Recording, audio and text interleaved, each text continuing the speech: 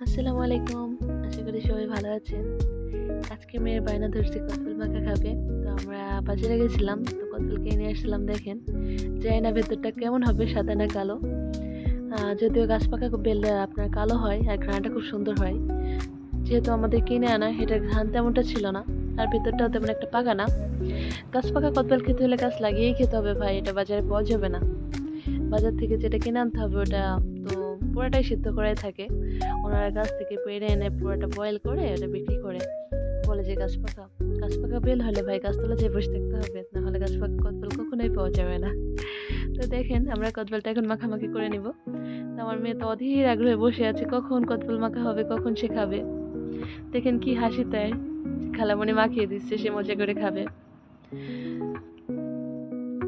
আর আসল কথা কি জানেন, মেয়েদের টকের প্রতি একটু বেশি আগ্রহ থাকে, মানে টক জিনিস হলে মেয়েরা লোভ লোভ সামলাতে পারে না।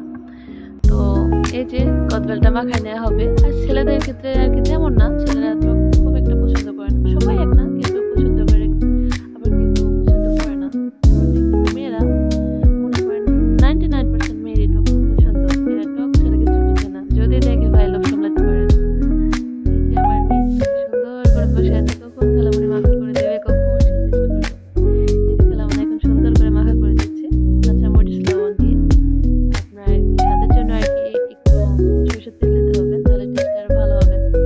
খুবই সামান্য পরিমাণে যাতে ফ্লেভারটা ভালো আসে। এই যে দেখেন সরিষার তেল এড করা হয়ে গেল। তো এই যে কদবেল মাখা হয়ে যাচ্ছে। যারা যারা আমার চ্যানেলে নতুন আছেন, আমার চ্যানেলটা সাবস্ক্রাইব করবেন, পাশে থাকবেন। তাহলে হয়তো আরো ভালো কিছু করতে পারবো, ভালো কিছু শেয়ার করতে পারবো, সবাই দেখতে পারবেন।